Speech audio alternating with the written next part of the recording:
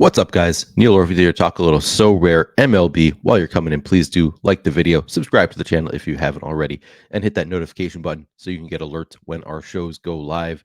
First thing that I like to do, so I'll be talking about the game week 12, which is starting, as you can see here, in about 6 hours from when I'm recording this video. It'll be less than that by the time you're watching this. First thing I like to do is just get an idea of the landscape of the slate. Now, multiple ways to play, of course. If you are new to Sorare, use the link in the description of this video when you sign up. If you're new to Sorare, you're going to get a bunch of free common cards, and you can enter these cards in a contest right away. I haven't been playing those as much because I screwed up when I started. I picked a bunch of not so great cards. Didn't really spend a lot of time on it, but you have your option. They give you a salary cap right away when you're signing up, and you can choose cards from a number of different players. So you can basically choose a lineup right away. Really fun way to get started in these common contests, and that's free.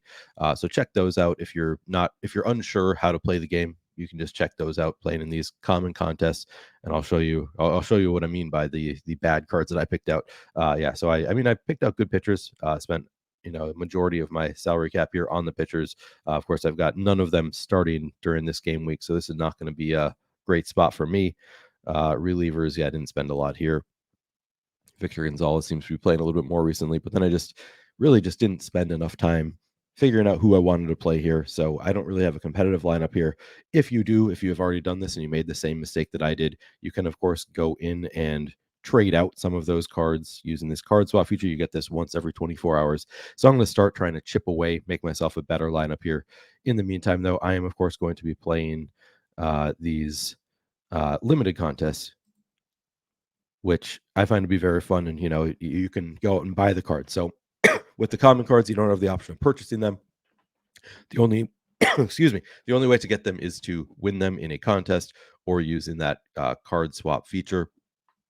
Off the top of my head, those are the only two ways I think that you can acquire the common cards. So it's a very even playing field in the common contest. Really fun way to get started.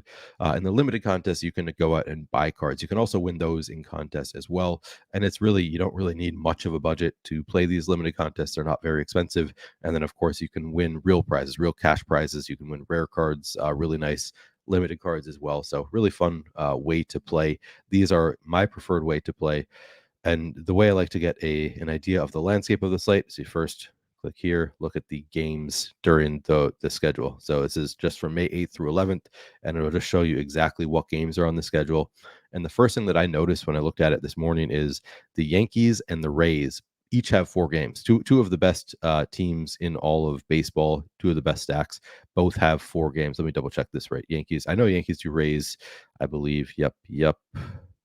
Also have 4 games. So I think that is where we want to attack, is stacking Yankees and or Rays. And then which team you want to go to. I was just taking a look at the probable pitchers here. So today we have Yankees are facing JP Sears. Rays are facing did I miss this? Rays are facing Kyle Gibson. Tomorrow we've got Rays facing Grayson Rodriguez. We've got the Yankees facing Drew Rucinski.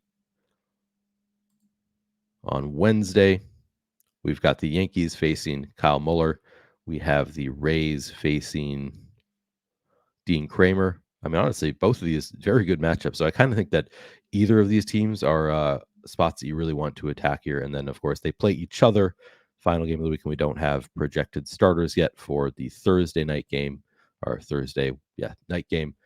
So I think those are the 2 offenses that I'm most inclined to stack.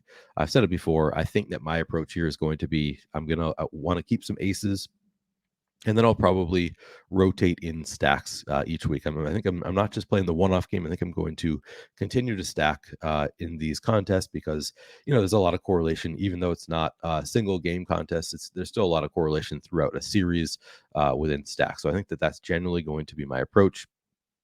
And I think in this slate, the Rays, the Yankees seem to be the way to go. And, I can show you, I already have some cards from each of these teams. See if I want to play just the cards I have, or maybe go after some others. And you can see right, I've got projected pitchers going here, so that's good. I'm going to start with throwing Shane McClanahan in there.